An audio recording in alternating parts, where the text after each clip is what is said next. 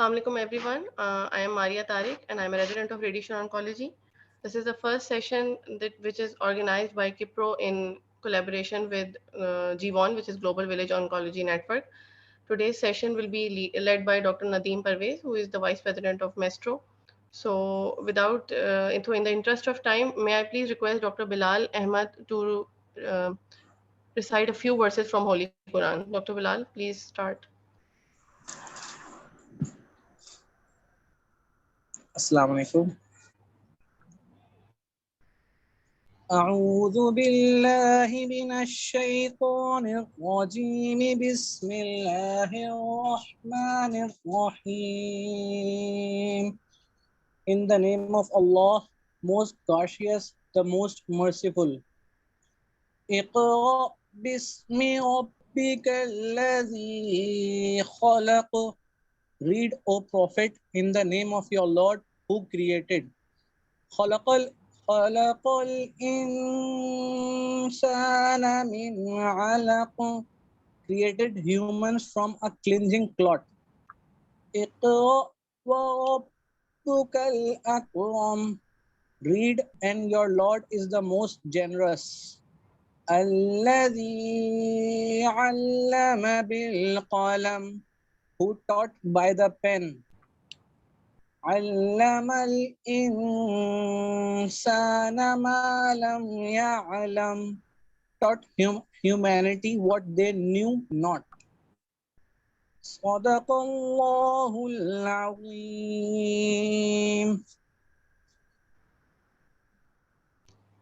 Jazakallah.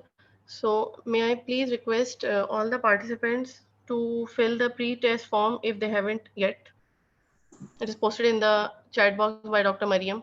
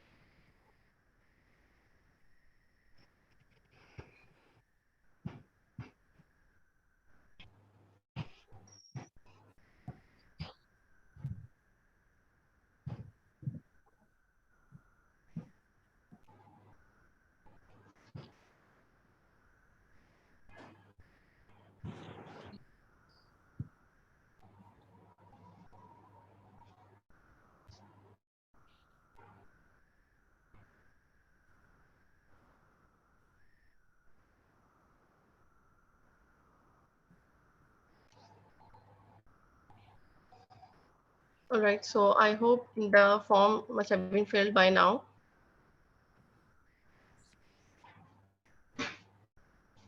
So now beginning with these are the Globocan stats of prostate cancer from the year 2020. The number of new cases and the number of deaths recorded in the prostate cancer. So this is the anatomy of normal prostate. This is the transitional zone, central zone where most of the BPH arise, which is the benign prostatic hyperplasia, and this is the peripheral zone which harbors majority, that is around 70% of the carcinomas, and the rest 30%, around 30% are within the transitional zone. And then this green one is the anterior fibromuscular stroma. So now as we can see this image, it is MRI T2 weighted image transfer section. On this image, we can appreciate that there is a hyper intense area which is the peripheral zone, which is surrounded by a hypodense boundary, which is actually the prostatic capsule. Prostatic capsule is not really a true capsule, it is a pseudo capsule. And this is the central zone, which appears hypointense. So whenever there is a lesion, the uh, carcinoma of prostate within this peripheral zone, which is hyperintense. Normally, it is hyperintense on T2 weighted MRI. That lesion appears hypointense. On these images, we can see these are the coronal, sagittal, and axial MRI, and then the CT scan images. On these cuts, this cut is at the level of seminal vesicle, which we can see over here. This is at the level of the prostate gland itself, and then this cut is at the level of penile bulb. Around 1 cm above the penile bulb is the prostatic apex. So these are the modalities which are usually involved in the management of prostate cancer.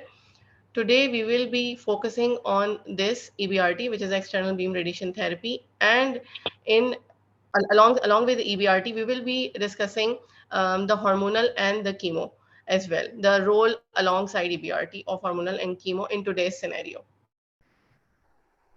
So this is the case. So before I begin presenting this case, I would like to mention that this is a hypothetical scenario. This is not the case of a original patient, although it is very similar to what we usually see in clinic in routine. But this particular case is a hypothetical case. All right.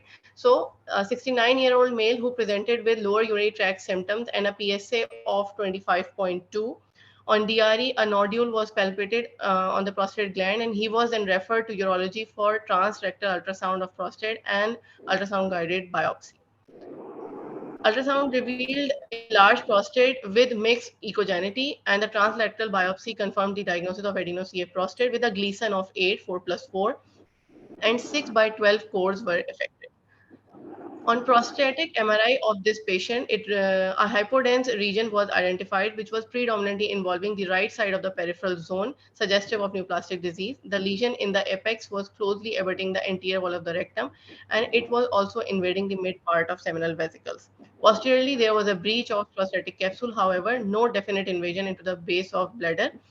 According to AJCC 2017, the patient was clinically T3B because seminal vesicles were involved, while nodal and metastatic status was yet to be investigated. So the images which I'll be showing in the upcoming slide, as I said, this is a hypothetical case. So I have tried to incorporate the representative images. They are not the true original patient images. All right. So before we go on to the risk stratification, sir, may I please request if you could comment on the diagnostic yield of trust-guided biopsy and the biopsy established on the basis of TERP? Okay, is that for me? Yes, sir. Okay, so Maria, I know very little about prostate cancer. So if I do say something wrong, please correct me, because there are, mashallah, very expert people are sitting there. So just briefly to catch up to this position, that first thing is that we talk about the prostate cancer incidence. So here the prostate cancer screening or PSA screening is controversial topic. But in this controversial topic, that we need to remember, in our countries, there is no random PSA on yearly basis, what the GP does usually in Western countries. And therefore, they did the PSA screening on top of it, and we don't. So for us, like PSA screening, if it be performed, that we may find the cases in early stages than the late stage. So that's just something very briefly about that. Then the zones you explained very nicely and very good way. So the median lobe, when you see sometime prostate gland projected inside the bladder, you see there's a rounded thing which is surrounded by bladder. That is usually the median one, which is because of the if you see, if this one project or push into the bladder, the top part of the base, usually from the central area. So that is usually not the one which harbor the cancer. Now, if you go back to the one slice down, where you show the axial image of MRI, where you show the peripheral gland, is a good picture. But just to keep in mind that this mustache shape, when you showed the peripheral zone posteriorly.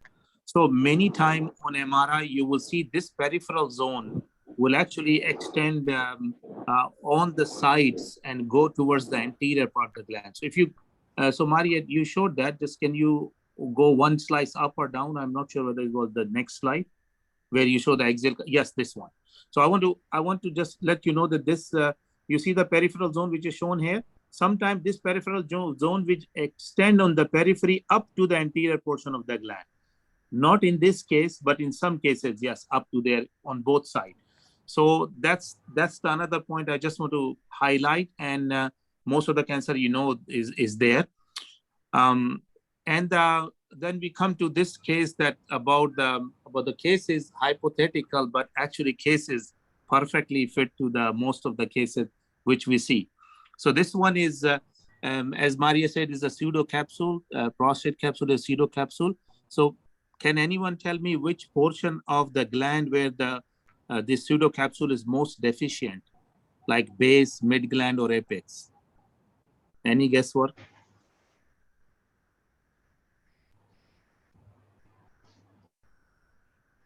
No guess. So it's so it is most Participants, deficient you in can the, please unmute. yes. If someone talking and unmute, then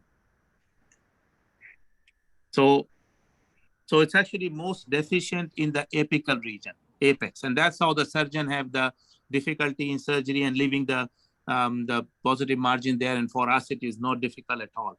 So this case is like it's typical, as I said to you, that number of course positive, then the apex area, the disease is mentioned. So if you look into that, this typical age, typical way of presentation, PSA is also there.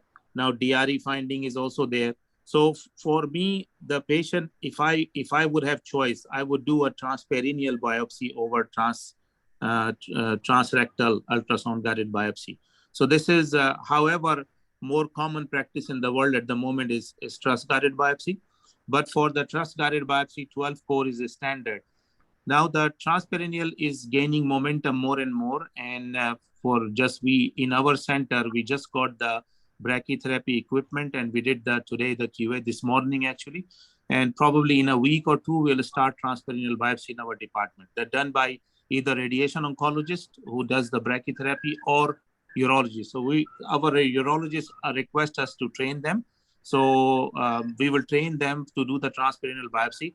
Transperineal biopsy, typically the number of cores is usually like 30 plus, because it's a more cleaner field, less risk of infection, less risk of septicemia, more representing of the prostate gland. So we usually take a higher number of cores, and so the biopsy is more representative of the correct Gleason score, like the surgery.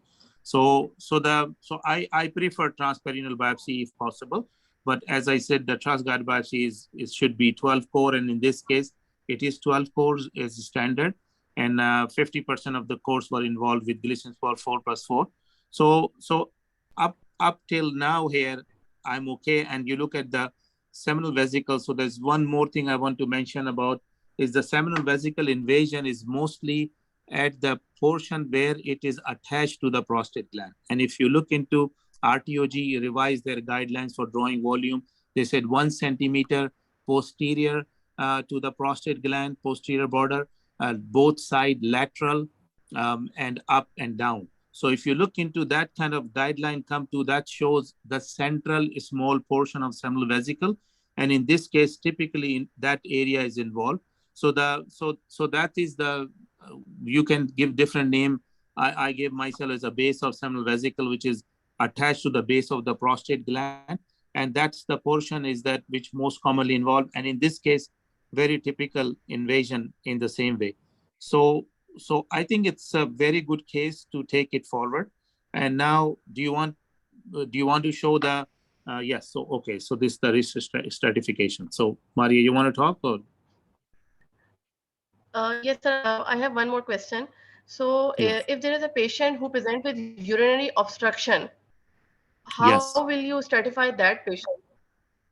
So actually, most of the urinary symptoms are not because of the cancer, because most of the time it is the BPH which bring the symptom. And for the BPH, when we investigate, we find because the prostate cancer have this natural history is long over years. So patient may have cancer, prostate cancer long time back and not detected, but because of this. In some cases, when central zone has cancer and they do the TURP procedure instead of trust guided biopsy, when they do the TURP procedure for urinary symptom and they found the cancer in it, which is not the common way of diagnosing the prostate cancer. So that's what I would say, that rarely or in some time when there is central zone prostate cancer tumor can actually cause the urinary symptoms. Mostly not, mostly by the BPH. All right, thank you, sir. So as we can see, this is a risk stratification. This chart is taken from NCCN, and the case we just discussed falls into the very high risk category, being clinically T3B and um, uh, uh, grade group 4. More than 4 cores of grade group 4 are involved. So as per this chart, we need to do a further workup to evaluate for the nodal and metastatic disease. These are the images as just discussed by sir, that there is a hypointense lesion in the peripheral zone which is involving the base of prostate and also the seminal vesicle involved, and so it is also shown on the coronal view. There are three ways that a cancer can involve seminal vesicle. It can involve it externally, involving the musculature, or as the sir just mentioned, which is the case in this scenario. So there are ways cancer can involve seminal vesicle. Similarly, on this image, Maria, we can can I see just interrupt that. for a second? Can just interrupt for a Yes, sir. second. You Yes, see the sir. peripheral zone here? You see the peripheral zone here in this case. You see where it reaching? It Ji, sir. is going up to the anterior part of the gland. Just that's fine. You continue. Sorry for interruption. Yes. No, no, sir. Acha. There is a hypointense lesion in the peripheral zone, which we just mentioned. That peripheral zone is the most common site, and it appears hyperintense, while the lesion inside would appear hypointense. And in this case, it is breaching the capsule, and it is also in. Just look at the NV bundle here. The NV, the this is the space where nerves and vessels are residing, and just look on the opposite side that the lesion is involving the NV bundle as well. So on these images as well, we can see there is a nodal involvement. Now, when the further workup was done to complete the staging, the bone scan and CT chest abdomen were clear. There was no sign of any metastatic disease. So what is the role of PSMA PET in this scenario? Sir, can you please comment? Okay, so the PSMA PET scan is very new imaging modality which is being used, and also for treatment also when it is attached to the lutetium-177. So this PSMA is actually, I would say, is a very good success story in prostate cancer, because I was involved in some portion, some time with choline PET, MR spectroscopy for the prostate, and using 3T MRI, but with DCI MRI, DCE MRI. And actually, with all those, I found it was very difficult to find something in choline PET or spectroscopy was not easy to perform. Many time images are not there, challenges and not correlated. Since PSMA come, I think that has resolved a lot, because now we have a prostate cancer specific metabolic imaging, which actually guide us a lot in doubtful cases where we cannot do biopsy or confirm malignancy or rule out malignancy. So but to keep in your mind as we're going to go through the exam, PSMA PET scan is still not a standard investigation for prostate cancer, number one. And number two, the PSMA have a false positive rate as well. And we, in our center, we do PSMA for almost every patient except for low risk or low to intermediate risk. We do for everyone. And there are challenges by doing the PSMA scan as well, because there are upstaging which are not confirmed that they are actually upstage. So what we do is that we very carefully review every single PSMA positive patient beyond conventional modality, and then we discuss in MDT to decide whether we should be suspicious about this PSMA uptake or not. So yes, it's a very good addition, and but it is not a standard at the moment. And when we use it, we would keep in mind there may be a false positive rate as well with this. All right, sir. For I have this a case, question. yeah, for No, this sir, case, only sorry, just general. to add, yeah, for this Ji, ji. case, definitely it's very useful, because lymph node you'll not be able to biopsy easy, and this is better to confirm that with PSMA. Okay, sorry, Maria, your question? Ji, sir. Sir, my question is that we generally say that the FDG PET, which is used in other carcinomas, it usually upstage the patients in around 20% of the scenario. It is a rough stats, but what are the stats for PSMA PET? Like we just said, it does end up upstaging the patient. So how what percentage of the patients are upstage when PSMA is done? I cannot, I don't have any, like I didn't read any article which actually critically analyze that. But in our practice, we see maybe about 10% to 15% patient could have been upstage by using PET scan, and which some of them could be false positive as well. Yes, okay. So for the sake of discussion, there is a PSMA PET picture, as we just already mentioned. It is a hypothetical case, but this is for the sake of discussion. Iliac node positive, as we can see in this image, making it a clinically T3B node positive non-metastatic disease. And as per the TNM, it is a stage 4A, right? Correct. So now Yes. coming toward the management, we will primarily be discussing two modalities here as per the case that we are discussing: the systemic agents and the radiation therapy, which is external beam radiation therapy. So in the context of very high risk prostate cancer, sir, what is the sequence of modalities that we will incorporate? Okay. Now, the first thing I just want to clarify that when we did this risk categorization with very low or very high risk, that so for people to know the alternative. So this is NCCN use criteria, but there are some other criterias where they classify things a little bit differently. So some group is still classify low risk, intermediate, and low tier and high tier, and then high risk. But how our NCCN use this one, and anyone can be utilized. So, and I would say this NCCN guideline, the NCCN categorization is adopted because of some of the RTUG study, like RTUG 0521, where I was part of that study and as a co-author as well. So there they were trying to stratify the very high risk for the systemic treatment. So it's a very good point you bring here in the management.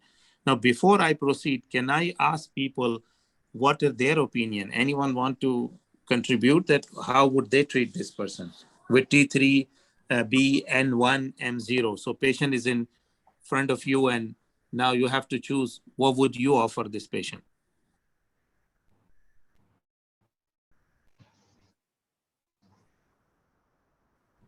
Please, participants, if you want to answer, you may write in the chat, or you may also unmute and answer. And feel Hormonal free, therapy please. followed by EBRT. Okay. Okay. Very good. Okay. What and hormone therapy? How long duration before external beam radiation? For 2 to 3 months. Okay. Great. Okay. Anyone else want to any other different opinion, or everybody agree with this?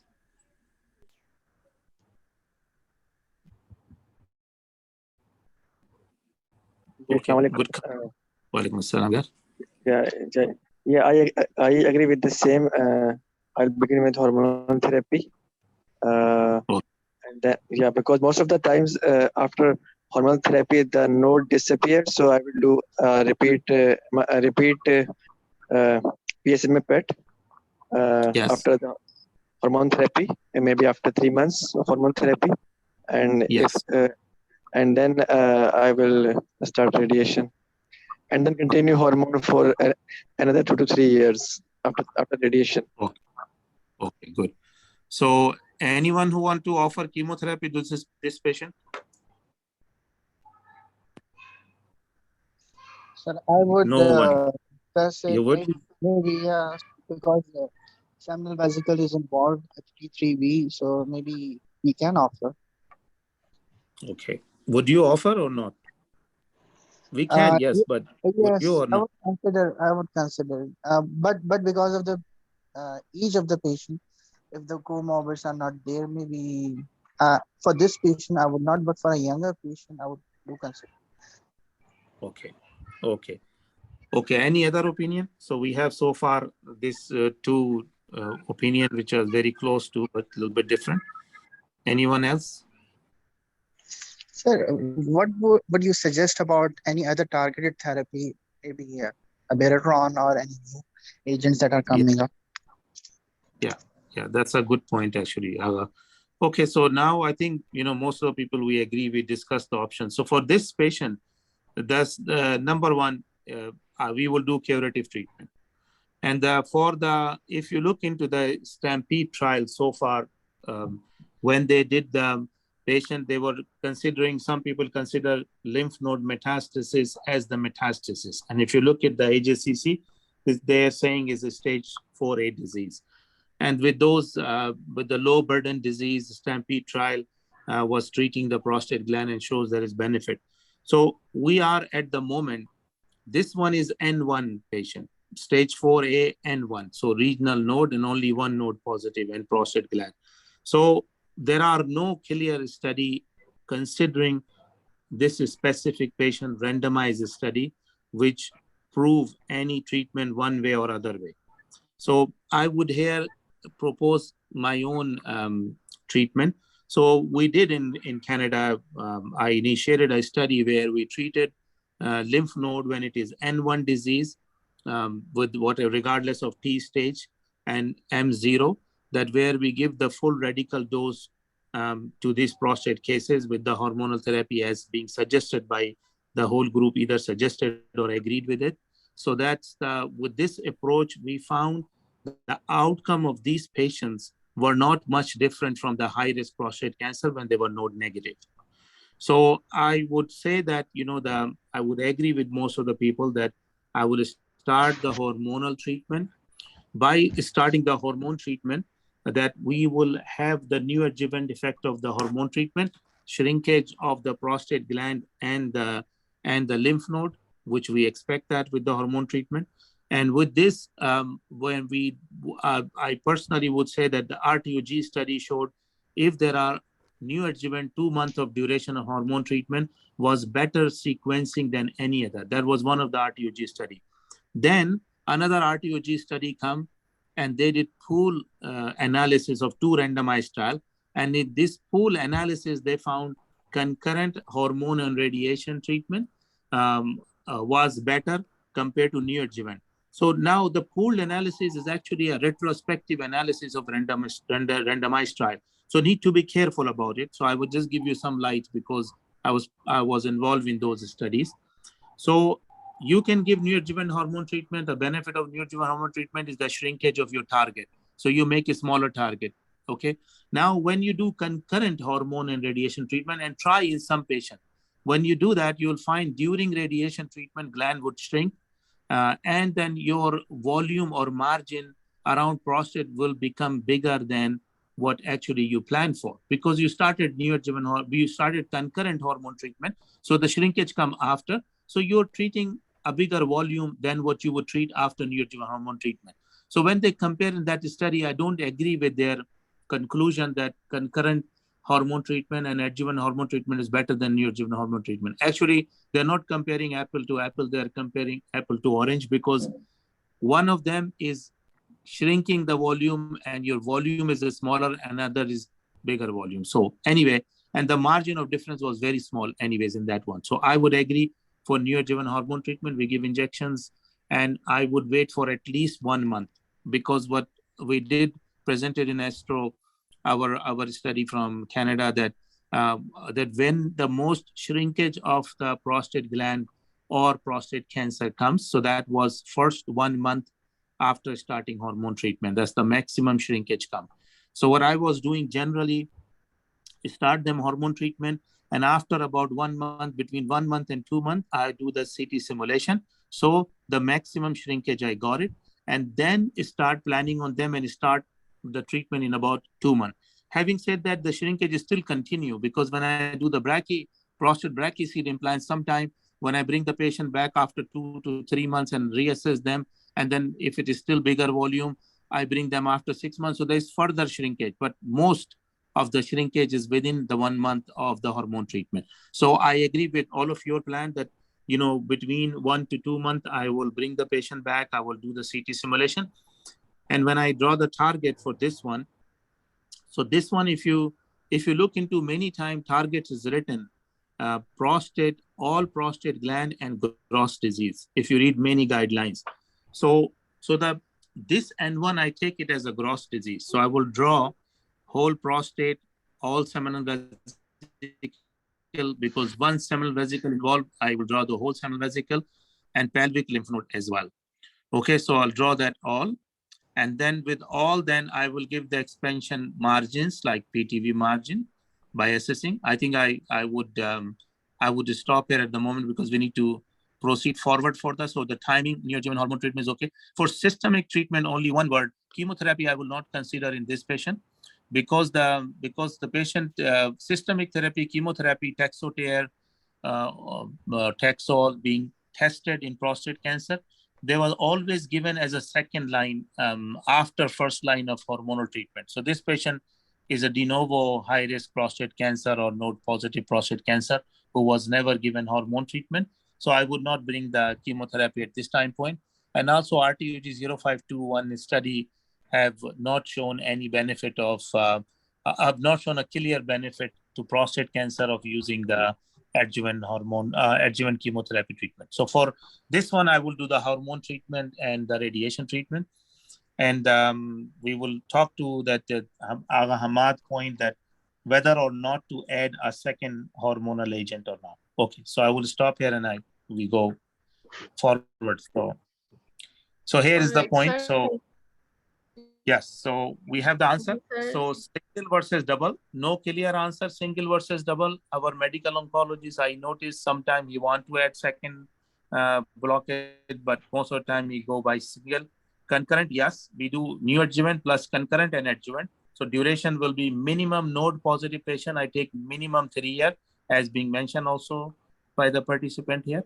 So I this would be my choice, but and chemotherapy I would not. And basically the comorbidity doesn't affect so much on our radiation treatment. Hormone treatment, question mark about hormone treatment. So I would review, but not, but would not affect the treatment plan overall. But any other opinion now at this till this time point?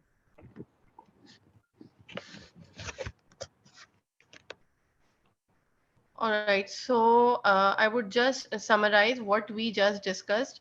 In this patient, we will start off with hormonal, single agent, followed by we will start radiation, and concomitant hormone will then continue for around 3 years, considering he is a node positive patient. Now we will be moving towards the discussion of radiation therapy.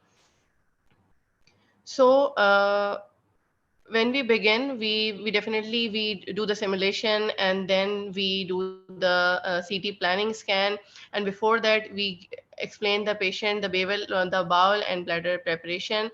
And on that and on the day of planning scan, we have to review that whether the preparation is adequate so that we can proceed. If the bladder filling is too much, we cannot proceed with that. If it is collapsed, or if the bowel is too much dilated, obviously we cannot proceed with their planning scan. So sir, what is your take on the bowel and bladder preparation and the acceptable rectal diameter at that day, because the patient will then be treated on that particular scan daily, na?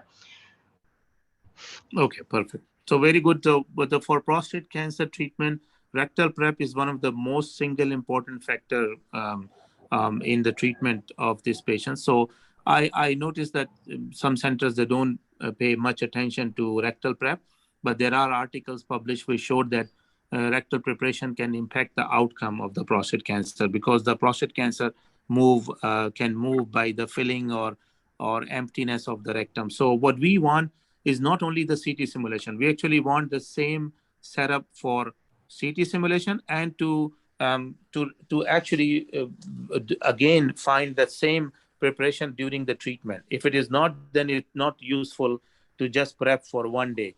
So I have tried different things and gone through different, but then I wrote for cross cancer protocol for rectal and bladder prep, and then implemented here in Oman as well. So what we do is that Agha Hamad knows that we give them milk of magnesia, 30 mils BID morning and evening, 3 days prior to CT simulation, and ask them not to take the fiber residue food or meat so much. Ask them so a little bit lighter food, and with that for 3 days prior to CT simulation, and then again repeat the same 3 days before starting radiation and continue.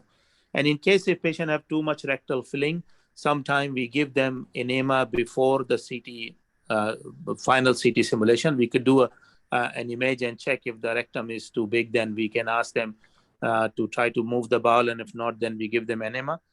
So the rectal prep we do emphasize in our center, and then during treatment also we check on that. Bladder prep is also, there's a standard that different standards people use differently, right? Yeah. Okay. And I found that because of the hydration level of different country, it should be customized to the own patients in the country, because in hot countries it's different than the cold countries. So that would be according to your own center. You can adjust that how much you want. You want a comfortably filling bladder, because if it is too much fill and patient move on the couch, that kill the purpose of preparation. But bladder preparation is most variable in practical purpose. So I am not much worried about bladder prep. It does not affect much with the IMRT planning nowadays we do. However, it does move some of the bowel, but I would not try to reproduce exactly like bladder filling is during the treatment, because we do find it is quite variable, most variable, but does not affect the outcome. So, but rectal prep is the something which is important. Now, the what is adequate acceptable rectal diameter? So it is very well known and reported that it is under 4 centimeter. We try to keep that, but sometime like in rare occasion, when the after all the prep is still rectal diameter is more than 4 centimeter, I do accept, if it is not because of the prep alone, if that is what naturally the person have. So I do accept sometime, rarely more than 4 centimeter as well. And then we keep an eye on them by cone beam CT during the treatment. So the prep is important, and this is the way, the method I follow. And if anyone have their own opinion or some suggestion, please feel free.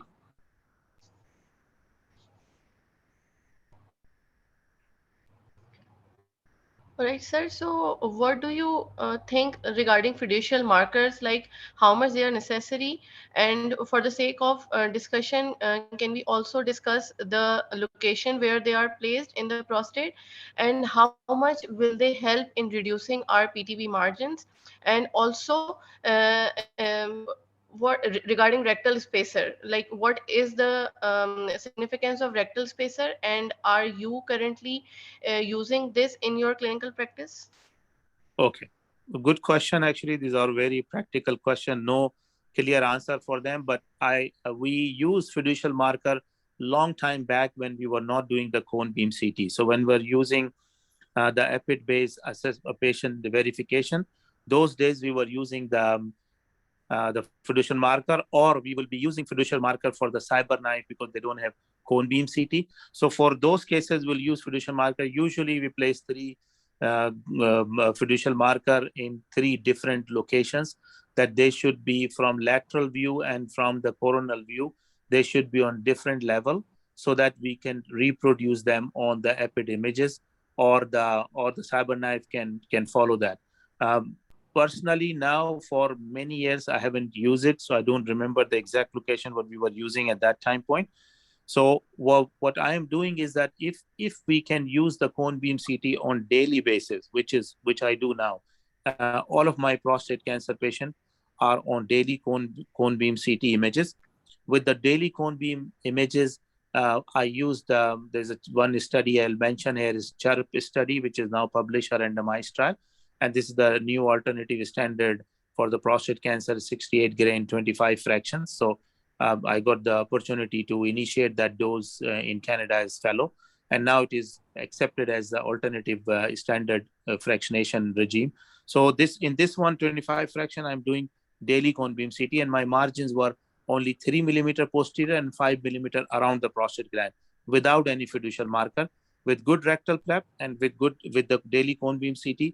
I don't think that I need to have a fiducial marker in these cases. So that's my take. The other thing is rectal spacer. Also for the rectal spacer, the proctitis rate in these patients with using this dose and the tighter margin with daily cone beam CT. In Oman, I'm using 5 millimeter posterior, not 3 millimeter. But there are one or two practical tip I will mention to you guys what I learned over all the practice. So I haven't seen a single proctitis case in about 15 years so far. So for that reason, and the spacer was not available to me, I was not using spacer. Now we are moving towards spacer as well, because now there are hyaluronic acid and this berry gel come up with a new natural one and better options. So we are reconsidering them, that it can be used in certain situations. For external beam, for moderate hypofractionation, the doses I use, the margin I use, and daily cone beam CT, I feel there may not be need for rectal spacer. But to do that, to keep in mind, it's very important to keep in mind when we grow the PTV margin for the prostate. So can I ask people what margin they use for the prostate cancer for PTV growth?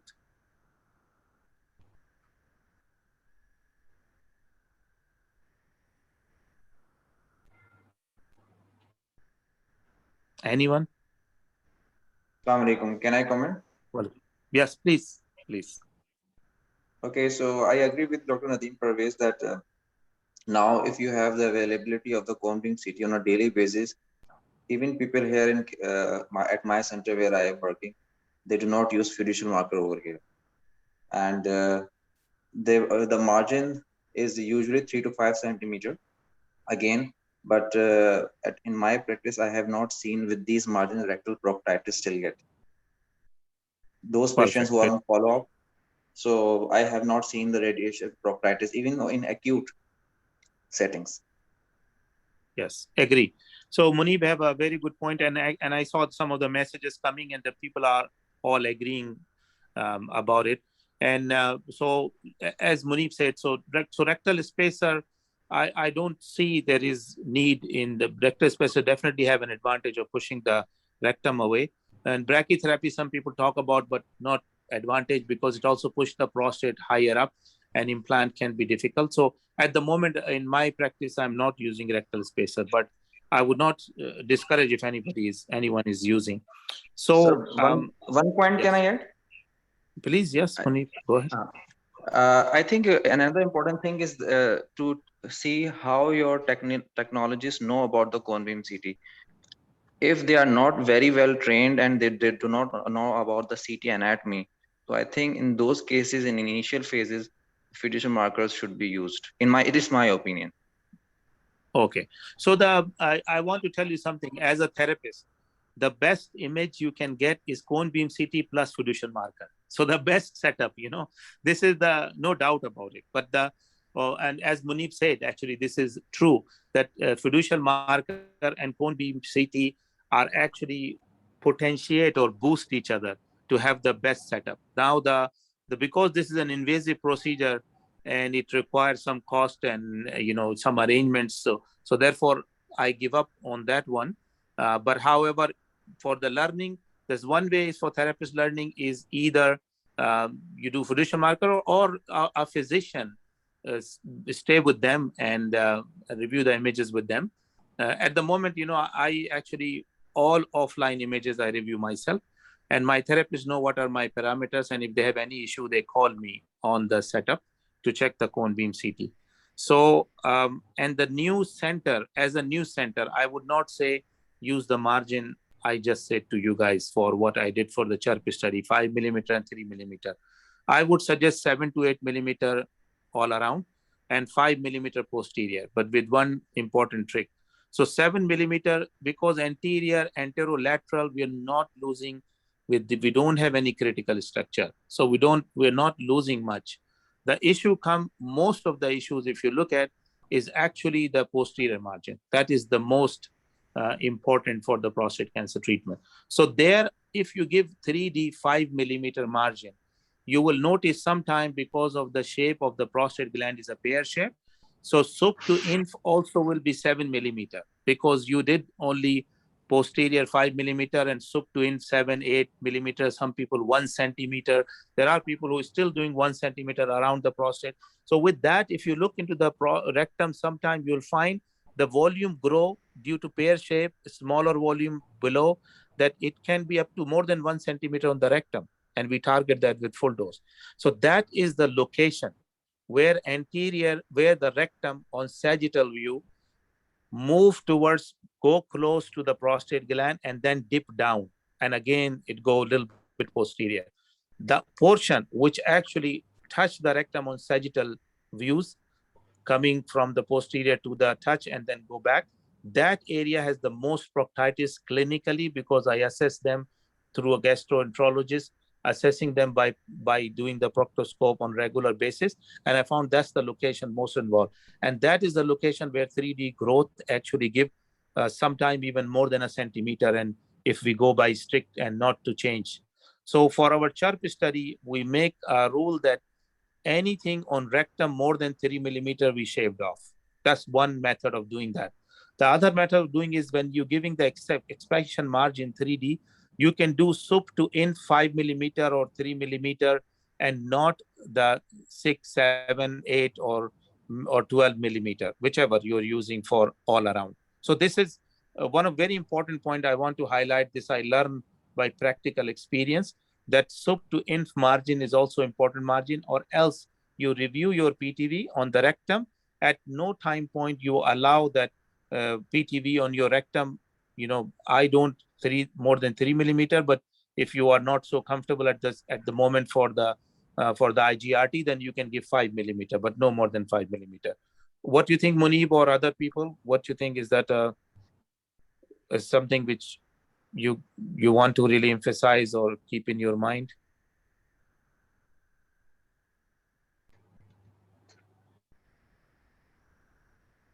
Again, I would emphasize that radiation therapy, just like Dr. Nadeem mentioned, but it's upon the confidence upon your technology. It's a teamwork, basically. If you are not confident over your setup on your team, there is still initial phase and learning curve. We should give more margins. But in most of the studies, if you're confident enough, if you have the technology, so I think 5 millimeter margin is a good one. Okay, I agree. I agree with Munib. Okay, we can move forward. So I will do daily cone beam CT, and I actually watch my every single patient. And alhamdulillah, no toxicity issues and good results in control. Okay, fractionation. So conventional versus SIB. Now I am a little bit biased. So so Bilal have some. Maria, can you read the comment? Bilal. Yes, sir. Dr. Bilal Yes, sir. wrote yes. Dr. Bilal has a question, and Yeah. Dr. Bilal's question is: prostate calcifications can be of any help for CBCT? A very good question. Yes, it does. Because that's a natural fiducial marker for us. Now it may be different. See, like we want 3 in 3 plane, and the calcification may be only 1, but it does actually. It additional. Like if you see that if I'm in favor of not doing fiducial marker at all, then this fiducial marker as a calcification can help us for sure. Agree with Dr. Bilal. Now, if you ask conventional versus SIB, so if you ask me, I move on to for almost most of the patient SSIB and moderate hypofractionation, because 2 gray perfection as per alpha beta ratio of the prostate gland is very low. In that sense, the hypofractionated dose have value. And if particularly when you have the IGRT, when you have conformal volume and you have IGRTs, and you deliver your treatment more accurately nowadays, the hypofractionation have an advantage. I'm not saying that the outcome-wise, but definitely advantage in the resource utilization and for the patient convenience because it's shorter duration. So since the CHIRP study, which I initiated the dose 68 and 25 and now adopted many places, and other studies after my studies have come for the lymph node versus no lymph node in high risk. So my opinion will be biased, but if you ask me, I try to treat everybody with 68 and 25 concurrently with pelvic lymph node, prophylactic lymph nodes of dose of between 45 to 50, whichever I think is more appropriate in again, 25 fraction. It's a single phase plan. So that saves the physics time as well, because you do one MRT plan instead of doing more than one plan. And in this SIB technique, one of the advantage I found, especially in this patient, when I do the node, I treat the node to 68 gray and 25 fraction. So when we do concurrent SIB, the critical structure dose is more easily achievable than doing in 2 gray per fraction in sequential phases.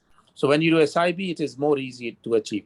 So if you ask me, I'm very biased towards SIB technique for this patient, but 2 gray per fraction is equally effective, where 46 to 50 gray in phase 1, including prophylactic lymph node, and then boost, go to the prostate, seminal vesicle, and lymph node to up to 78 gray in total in sequential boost. Any other comment? Then I'm more than welcome to discuss. So 78, 25, 78, 39, or 68 in 25, one phase if SIB, two phases if we do the standard fractionation. Just to add, sir, Yes. Dr. Nadeem knows better that now the results of the another phase 3 trial would be presented and at this ASTRO. Yes. Astro. And this is by Dr. Munib is working with Dr. Tamim Niazi, and we collaborated before, we coordinated before. So this study was planned on the same pattern we did in the Alberta. So now we have lots of evidence now. Actually, there is a sense already developed, but it will be confirmed in coming weeks and months that 68 gray and 25 fraction is the standard moderate hypofractionation dose for prostate cancer. So we published CHARP study, we published the quality of life, we published the data outcome. Dr. Tamim Niazi will publish, then POP-RT published with or without node. So we have enough data to consider it as a standard dose now. Dr. Nadeem, I have one query. Yeah, so if after initiating the hormonal therapy, if the lymph node disappears, is it justified to give high dose to the lymph node as well? Or we can give low dose? It's a very, very good question. I have something my own theory, so please don't follow that theory. But it's a theory, it's my own. So I always feel like two-hit theory, I call myself, just it's not the two-hit theory anywhere else you read.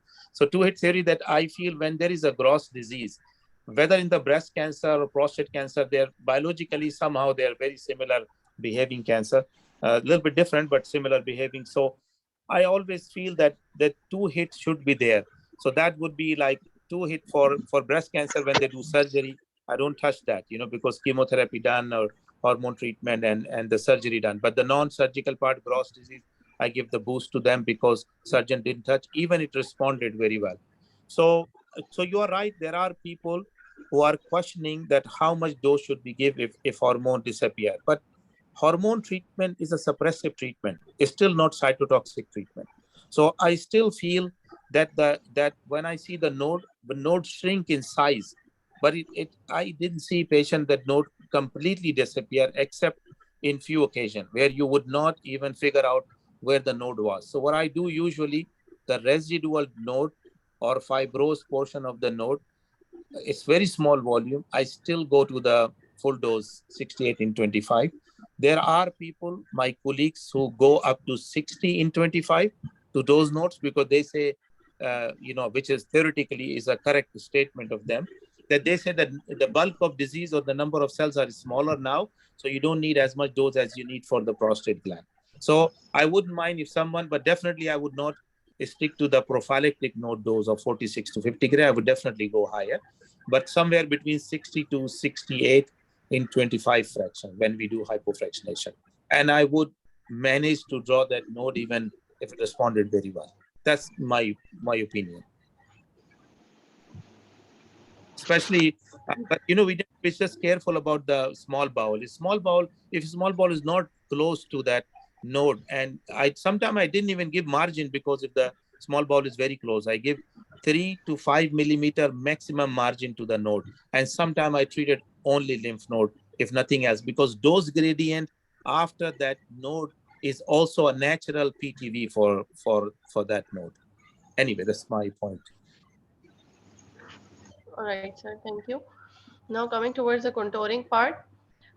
These are some regions where while contouring for prostate cancer, we do create some errors, like at the region of base, where the prostatic base is lying, or the bladder, or where the bladder neck is lying, and in the mid prostate, while limiting it laterally with the musculature, and then at the apex, which we already discussed in the previous slide, that this is the region with deficient capsule. And the contouring at this point is also very critical with regards to the penile bulb, the location, and all that. So this is how the contouring errors may occur, like at the level of posteriorly base, or here anteriorly, or at the level of apex. So these are the images, both MRI and CT scan. We are usually doing the contouring on CT scans. However, we may fuse the both imaging sets for our guide. So from penile bulb going up to the genitourinary diaphragm and then till the apex, it is around 1 centimeter, right? So apex is around 1 centimeter superior to the penile bulb. Similarly, we can see it on the CT scan. On CT scan, it is a little bit difficult to delineate, but this is usually how it goes. Right above the penile bulb, it is somehow a triangular contour, then a circular contour, then an arc type of contour, and then comes the apex. Posteriorly, we do not usually see any clear demarcation, and usually it is just the anterior rectal wall which is showing us where to limit. Would you like to add something? Very good points, actually. I totally agree, most of it. So just a couple of points that MRI, when we use MRI for delineation, I would still delineate on the CT scan. And I learned when I was using 3T MRI with the CT scanner, after practicing on 60 patients for one of my study, I actually, if you give me MRI or if you give me CT, I would draw very similar volume. So practice initially with MRI registration would help you to learn how to draw on the CT scan. And we have Allah have given us this mindset that by learning this method, we will be able to draw only on the CT scan, CT simulation, because there may be center where the MRI scan may not be so easily available. So, but I agree with you. You do registration, but when you use MRI, there are two error can happen: a registration error with the CT scan, and second thing is image distortion. So if you don't do image distortion correction, there is a more image distortion which can be in few millimeter. So, and the higher the Tesla of the image, like 3T MRI have more distortion than 1.5T. So I would say be careful, but we in our center, we have MRI simulation, which is used for the prostate cancer. You can you can do only simulation, planning, everything on MRI scan. Is still, I do CT simulation and MR simulation both for the patient till the time I'm more confident that it is okay to do only on MRI. So that's one point for MR. MR can help you to delineate definitely, but CT scan is the one where you're going to treat. So draw your volume on the CT scan. For your boundaries, what you said, yes, there are errors and issues. There is a software called Prostate Doodle. I think I share with some people in Aachen at some time point, and if I didn't, when I come to next visit, please remind me before I come so I can bring that. Can be only USB. And if you go through the exercise together, maybe do a workshop and go through that. That has ultrasound, it has MRI, it has CT scan. This will be the best for to learn how to draw the prostate gland. So time to time, I actually need to refresh also myself to go back to it. When I'm drawing the prostate gland, the only thing I'm worry about is the rectum. So that part I would do an effort to really delineate what is the correct one between rectal prostate interface. So I use this word, rectal prostate interface, and I use this for cone beam CT as well. All my setup is on rectal prostate interface. That's I introduced during my CHIRP study about 20 years back. So basically I'm careful about drawing my volume on the rectum side. Rest all I take bigger one if I'm suspicious, because there is no other critical structure which can affect me. That's just my point. But what you said, I agree. But apex side, I'm not really caring about 1 centimeter, because different patients have different disease. This patient, if you look at, it's coming down from the apex level basically and the capsule is deficient. So I go up to penile bulb, at least my PT will go up to penile bulb. Penile bulb dose is not only related to the sexual dysfunction, because it's the hormone treatment and multiple other factors. So therefore, I didn't care much about penile bulb, and I was more caring about covering the apex part of the prostate. Anyway, now you can go ahead. All right, so we already discussed about the significance of prostatic apex and the penile bulb constraints.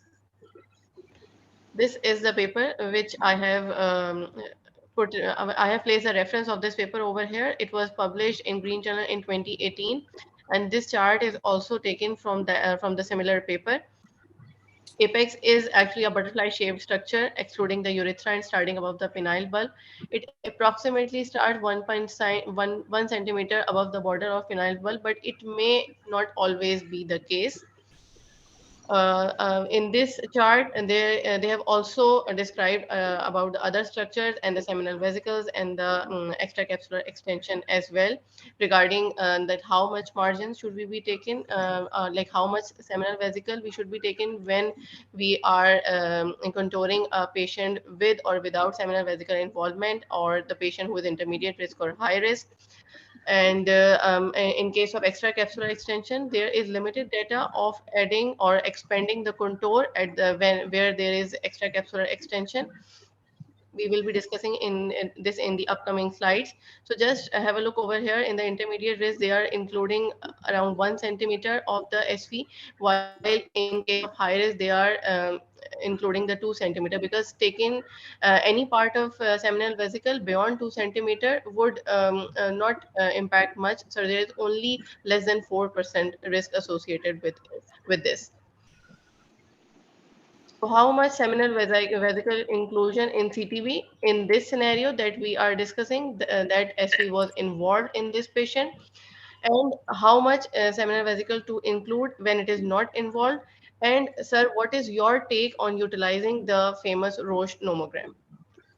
So the Roche nomogram is based on surgical data, and Roche himself told me that it is, don't rely on it. This is just a guidance.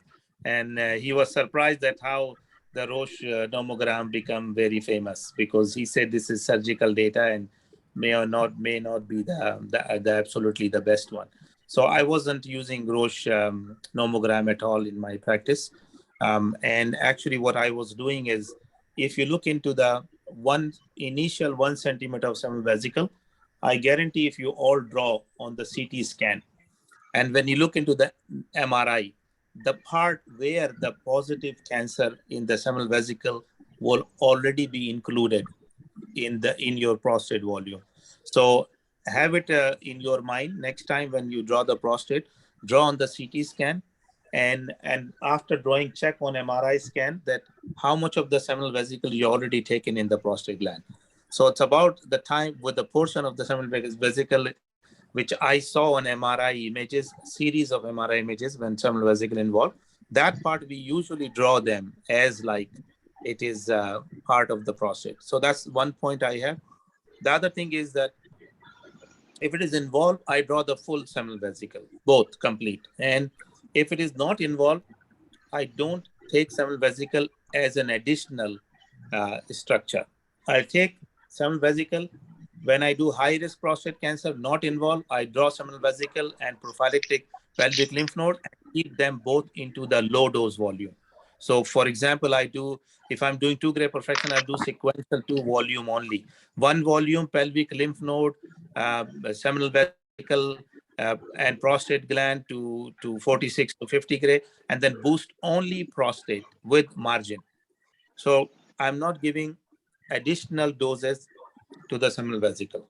So this is my point. But the RTOG also in their guidelines, they say that 1 centimeter of the prostate, not to take the dumbbell shaped portion of the seminal vesicle, but instead just take the central portion of the seminal vesicle 1 centimeter beyond prostate, 1 centimeter on each side, and 1 centimeter above. With this, the reason is when you take the full seminal vesicle, the rectal dose go high, and the chances of proctitis increase, and the other portion beyond that is not at risk of involvement. That's my point, but people have different opinion, and it's all okay to have different opinion. And so what other people think about it? Yeah, and another question may I ask? Uh, just seeing on this CT image, the bladder is half filled with the contrast. So when the CT, while doing the CT planning, the planning software picks it up as a bone density. The house field units of the contrast in the bladder, they are just like the bone units. So is there any impact of this contrast on the radiation dosimetry? Your experience, please. If you do the homogeneity correction, yes, unless you consider it as water, because this contrast will not be there when you treat the patient, hopefully. This is not the practice usually to give the contrast now in the bladder, but in this case it is there.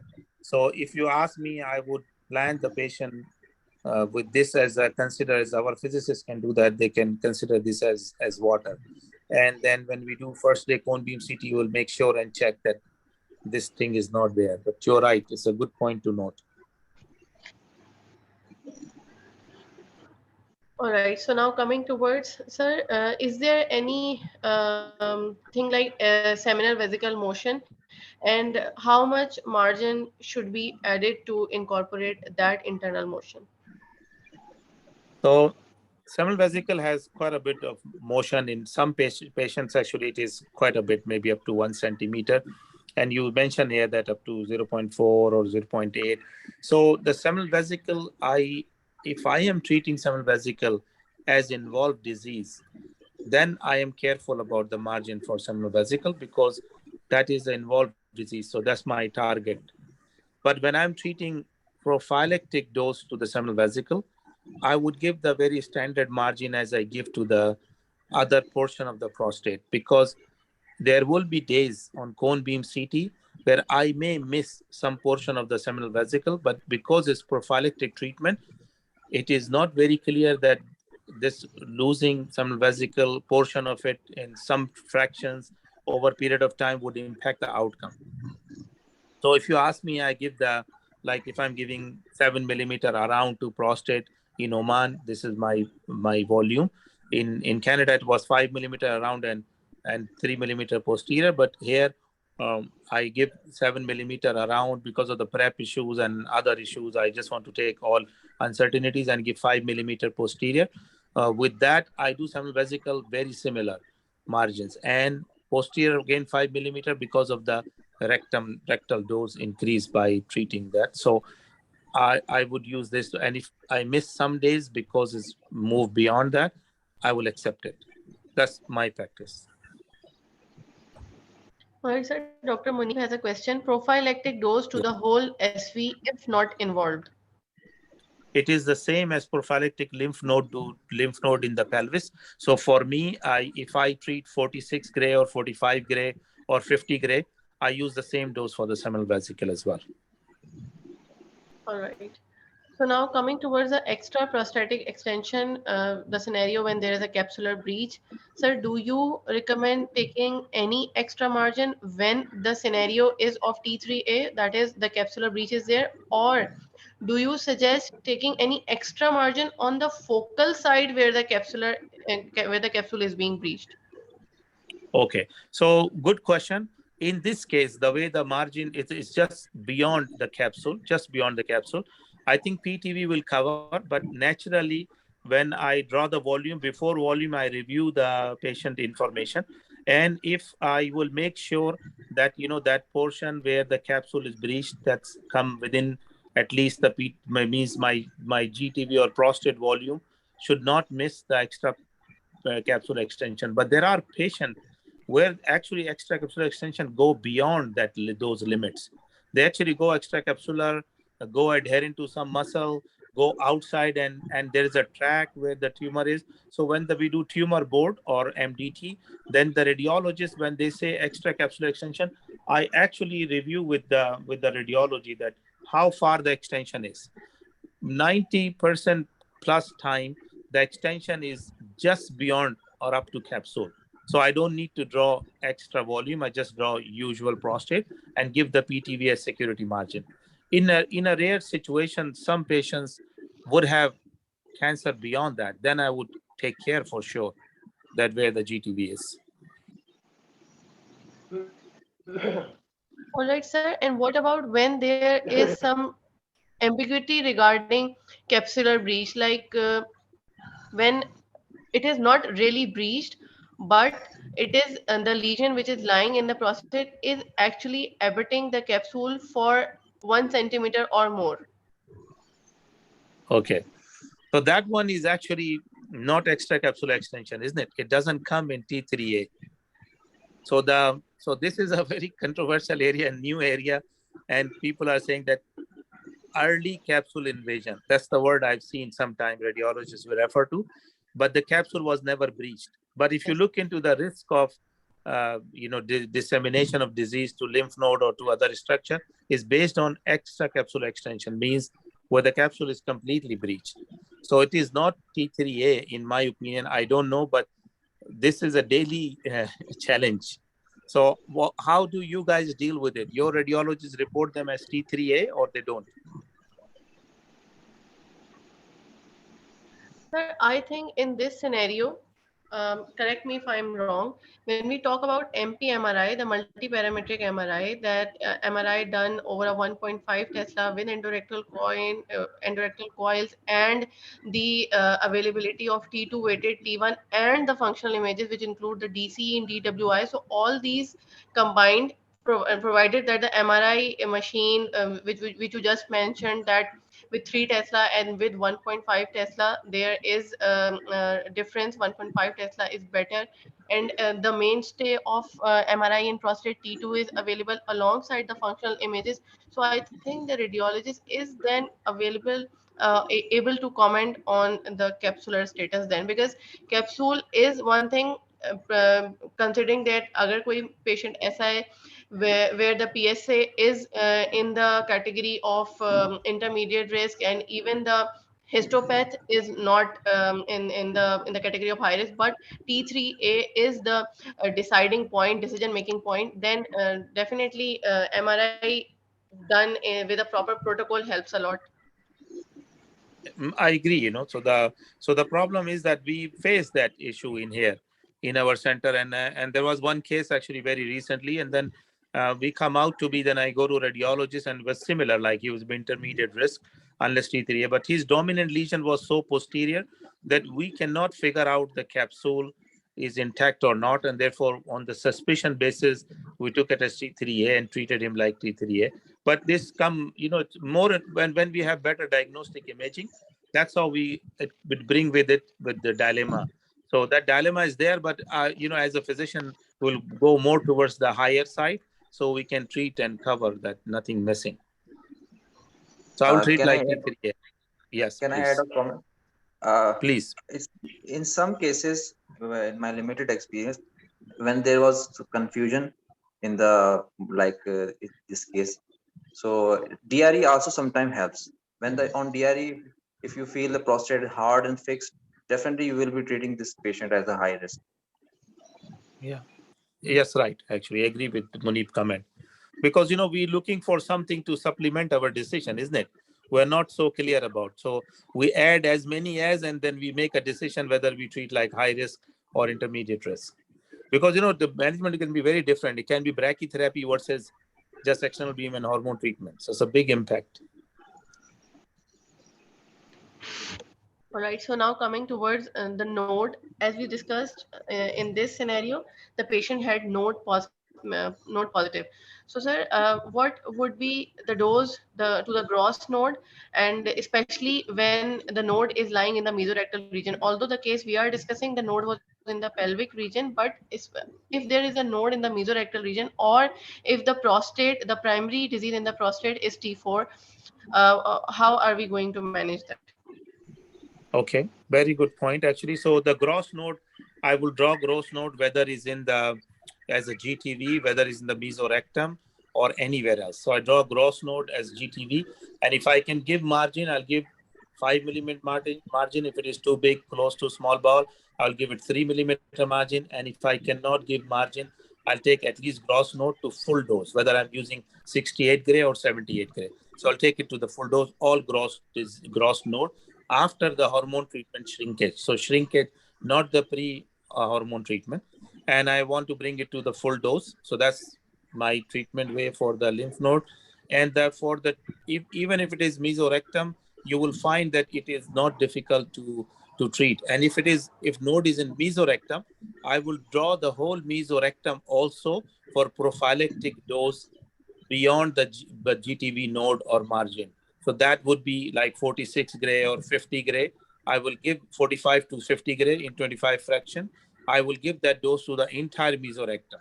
So also very recently read journal, there's an article where they said that, and I'm not talking about node positive, where we're talking about T4. So if there's a T4 disease, then you actually treat the mesorectum. There was a disease-free survival benefit of doing that.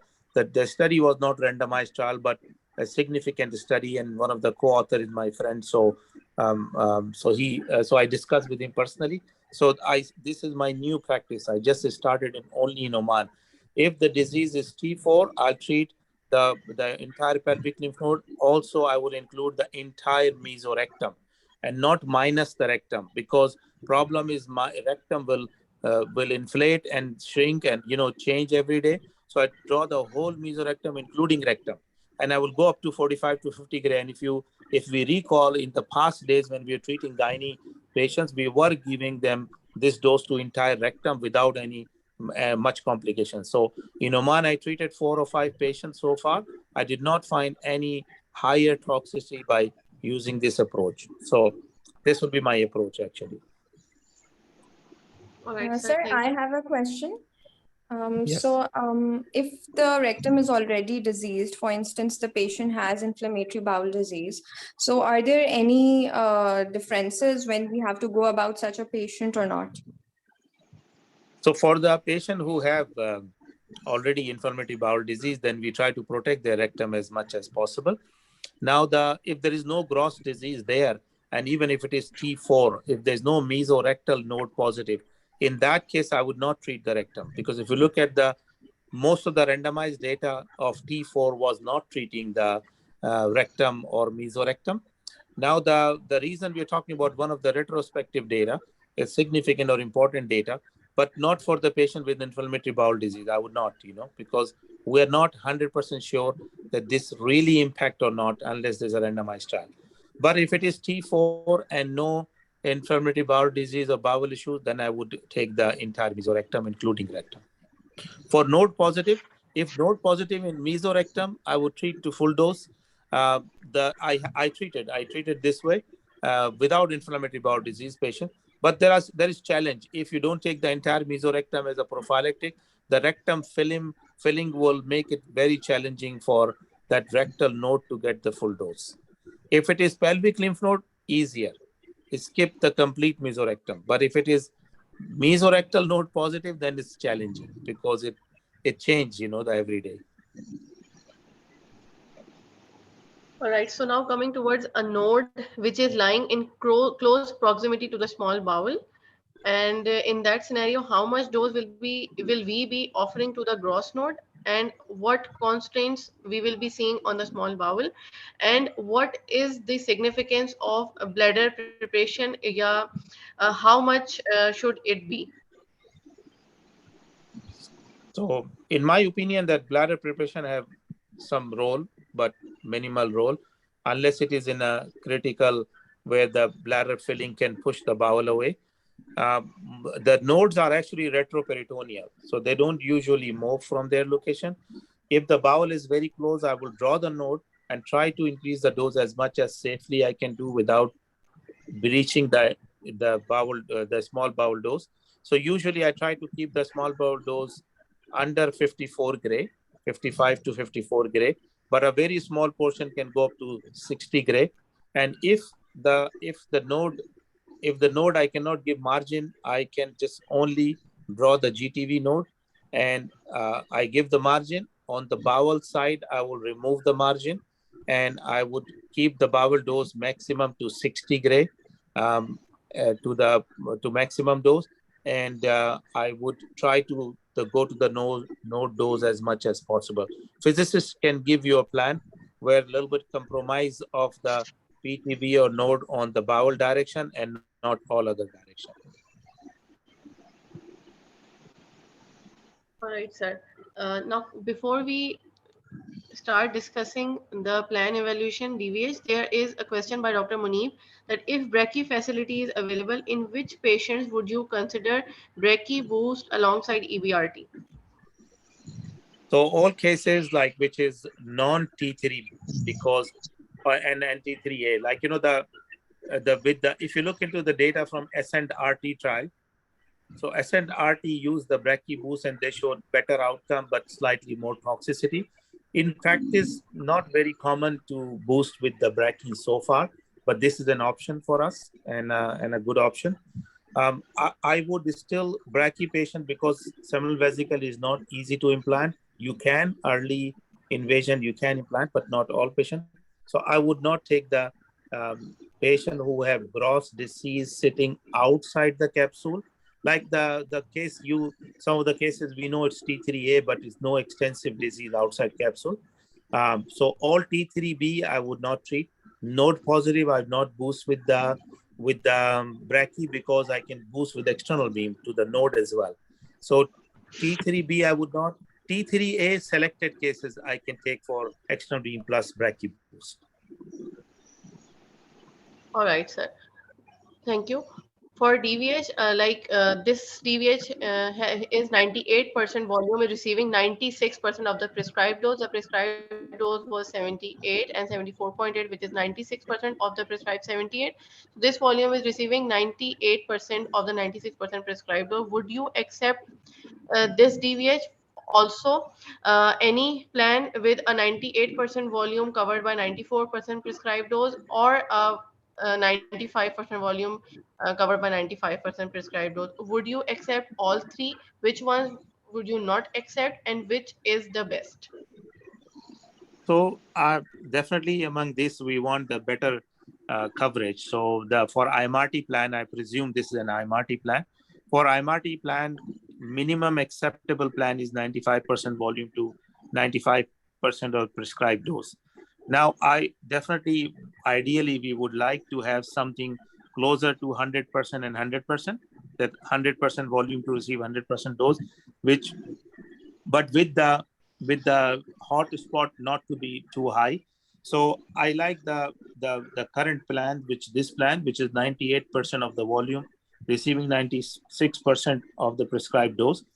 I would not accept this 98% of volume receiving 94% because there is a cold spot in the target, which cold spot is theoretically relevant to the failure of the disease.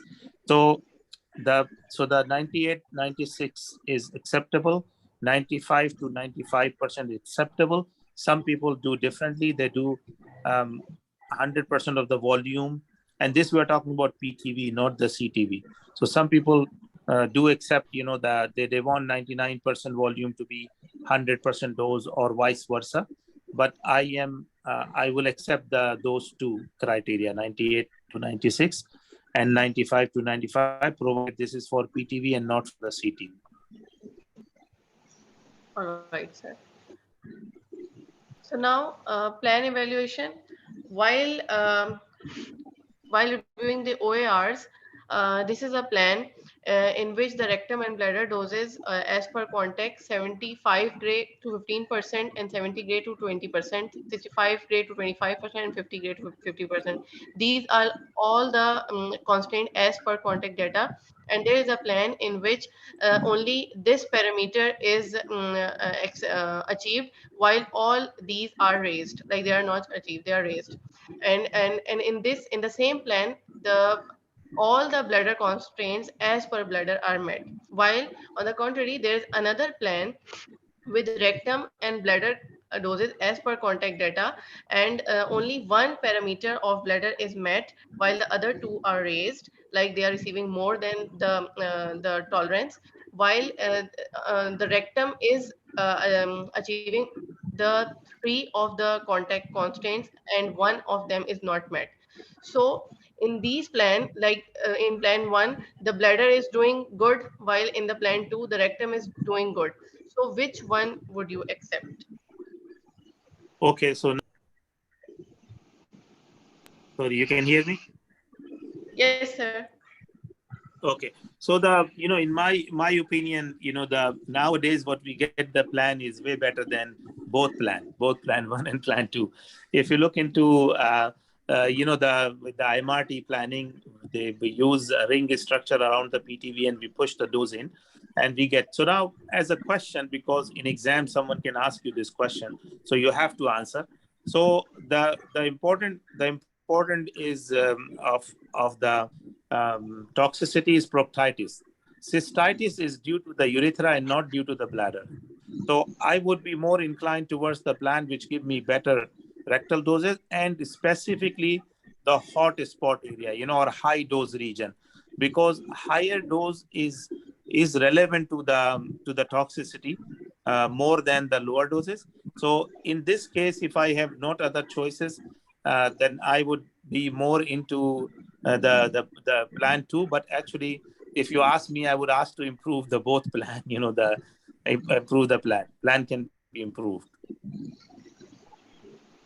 All right, sir. So the penile bulb, we have already discussed how to mark the penile bulb. And Yes. what do you prefer while marking the small bowel? Do you prefer marking loops or the bowel bag as a whole? And what is the preferred dose to femoral heads that you look for? So it's a good point about small bowel, that that I would draw the small bowel bag, because if you draw a small bowel somewhere and you ask the planner to plan, the doses may shoot between the small bowel, and the small bowel may move to the other location where the higher doses are. So definitely I draw the peritoneal cavity or bowel bag. And then if there is a loop of small bowel close to high dose area, for example, your lymph node or even prostate or seminal vesicle, we overlook this sometimes. So keep in your mind, in some rare occasion, a small bowel will be close to your high dose region.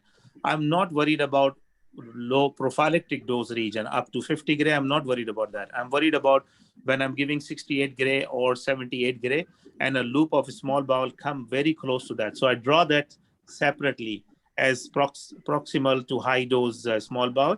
But generally, if this is not the case, I just draw the bowel back.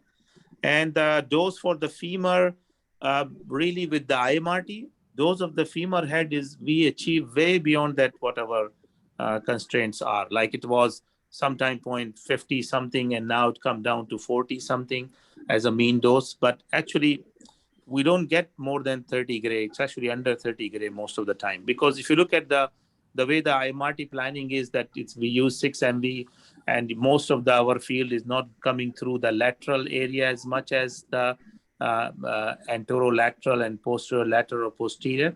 So in that case, femoral head was never an issue with me. But if someone remember the exact dose, because I set up the whole program in our ARIA, you can set up the template of the doses, critical structure. So we set up, and every time I just accept that for the prescription, and all the doses come from there. So I don't have to think about. I can pull one of the case and see the template.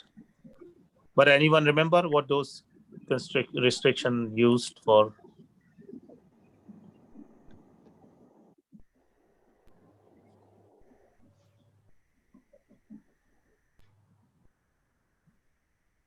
Munib, any dose in your mind?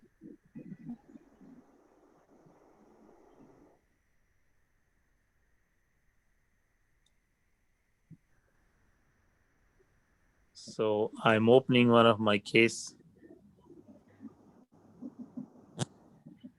It was around 43 gray, less than 5%. Yeah, that's what I remember. In the past, we were using 50, and then we changed it to 40. So I can now tell you. I open. So in our protocol with 68 in the 25. So femora mean dose is actually, we said maximum 50 gray, and mean dose 40% of the femur we want it to be under 30 gray, which is is easily achievable nowadays. All right. So we already had quite a lot of discussion on the radiation toxicities. Now coming towards the daily CBCT, there are two main questions, sir. At what level do we do the matching? And if there is any shift to the matching at the primary side, which would cause the target miss at the gross nodal level, what will we do then? Because the case we Okay. are discussing is the case of a node positive patient. Exactly, yes. So good point. So the just one thing is that the movement of pelvic lymph node will be much more minimal than the prostate gland and seminal vesicle, for the reason that because of these nodes are retroperitoneal, they're very close to bones. They usually don't move much. But if you move the prostate gland, there's a risk of missing the node. So I notice in my experience, there are two school of thought. One is that when you do the, and I'm talking about node negative at the moment, that if you do the cone beam CT, whether you apply the shift or not, if there is a difference in that day, which will be difference every time, few millimeter. So some center, they fix the prostate on rectal prostate interface. They fix the prostate as a CTV on that day of the treatment and apply whatever shift need to apply for that. The advantage is once you have the image, you want to fix it on exact the same image and you treat. Disadvantage is you're not counting the intrafraction movement. So intrafraction movement can be up to 3 millimeter or so. So you're ignoring that and you think that what you see now pre-treatment CBCT, that is going to be treated. So there are advantage and disadvantage of this approach. The school of thought is that if your setup error is under or up to 3 millimeter, no need to apply the shift, because that way you don't change any other setup and you are considering intrafraction movement as well within that. And if you want to check to learn in your center, you could do a image cone beam CT and post like pre-treatment and then post-treatment, and then compare how much movement have happened. So it gives you some idea. It doesn't give you the full picture of intrafraction movement. So in my view, if it is node positive patient, I do the cone beam CT. If node is close to the prostate, then I do cone beam CT including the node. And if it is away from the prostate, then I ask them to take two images, one for the prostate and one for the node. But many times pelvic lymph node can be in one cone beam CT image, and you can get both of them in one image. So I look into that and I apply or not apply the shift based on that. So that's my routine practice. I notice even if you apply the shift on the prostate, which is equal to or under 3 millimeter, and if you give the margin to the node will be covered automatically, because they're not so mobile as much as the prostate. So that's my experience, that I don't have to means adjust for the node anytime. If I have to adjust for something prostate, when I adjust the prostate, then I would want to have another cone beam CT to confirm that I did not miss the node. And once I did 2 or 3 days in a row, then I know how this patient is moving forward. All right, sir. Thank you. Makes sense? Now we are just, sir. Now we are going towards the completion of our presentation. So this is how we do the matching. We match CTV on first on the transverse view while we are doing CBCT, and then we match the interface of our primary volume, which is the prostate CTV, and the rectal. So we do the matching on that interface, and we do the matching on the transverse view for matching the primary CTV. So anything else that, sir, you would like to add I in this agree match? totally. The rectal, no, perfect. You know, what you're doing is the perfect thing, because rectal prostate interface is the one of the most factor to figure out, because what we want rectal dose to be lower and we want prostate to be full dose. Rest all is not so important. So I agree with your approach. I would do the same. All right, so we are done with today's discussion. These are the acknowledgements for today's session. Dr. Agha Mohammad Hamad from Sultan Qaboos Cancer Care Center, who helped me in organizing this session and this presentation. Dr. Mariam Noor Awan from Shifa International Islamabad, who is looking after the pre and post test for today's session. And Dr. Nimra Hassan, I'm sorry I didn't mention the name here, Dr. Nimra Hasnain, who is the host for today's session and looking after all the technical issues. And she is also recording the session, and she will uploading today's session on our YouTube channel as well. So these are the acknowledgement for today's session. Now coming towards my thank note for Dr. Nadeem Pervez. Thank you, sir, for this wonderful session. And we are honored that you joined us today for this fruitful discussion. Just for the participants, sir is currently working at Sultan Qaboos Cancer Care Center in Oman, and sir is trained from both UK and Canada. He's a lead investigator of the CHIRP study 68 and 25 regime that we just discussed in today's session. And he was also working as a primary team, which was developing the TOMO facility. And he has also worked in North America, European centers, and currently in the Gulf Center. Sir has over 100 publications with over 1,600 citations, with lead investigator of many RTOG trials. Thank you so much, sir. Very honored for having you with us for this fruitful discussion. It was definitely a very excellent academic session. Thank you, sir. Thank you very, very much for all these kind words. Actually, I don't deserve that, to be honest. Like, that it's just I'm being humble.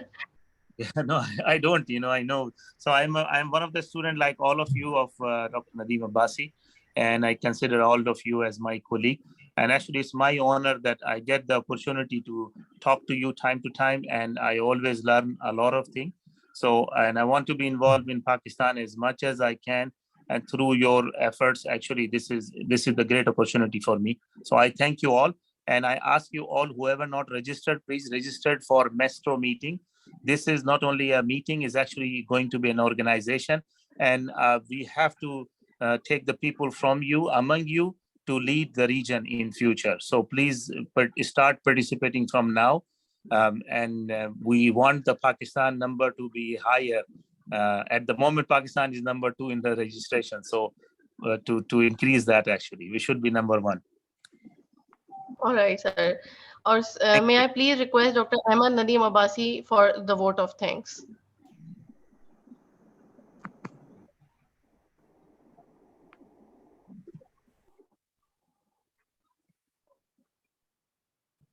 I think sir is not connected. Dr. Abbasi?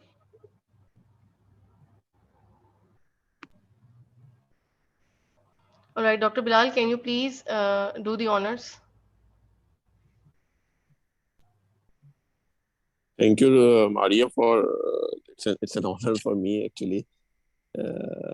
So I congratulate you, Maria, and all your team members, Dr. Ahmad, Dr. Nimra, Dr. Mariam, for organizing this session, and special thanks to Dr. Nadeem Pervez for the practical information provided to us. We are progressing in Pakistan in terms of the equipment, not just in one city, but at most of the centers in the country. And we have to be evidence-based and at the same time learn from our mistakes and do every kind of effort to improve the quality of the evidence-based care that we are providing to our patients. We have so many resources available, so many experts. So it's up to us how to utilize them. I pasted the link, Dr. Nadeem, for the Mestro meeting here. So if anybody did not know about it, can log into that and attend and submit abstract. There's an opportunity for virtual attendance with CME certificates, as Dr. Nadeem just mentioned. And special thanks to you, Dr. Nadeem, for your extended time today and for always being available to us here. Thank you. That's great. I'm always available. Anytime, anything I can do. Please don't feel free. We're all colleagues. We are all friends. We work together. All right, so all the participants, the post test is posted in the chat. Kindly fill the post test. The link to abstract submission in the Mastro conference is also in the chat, so you can use that to make any abstract submissions. And thank you all of you for your valuable time, for your valuable input, especially Dr. Muneeb for joining in all the way from Canada at such an odd time and sharing your experiences and opinions. And thank you to all the participants who joined today for their valuable time. And once again, thank you, Dr. Nadeem Pervez. I'm honored. Thank you very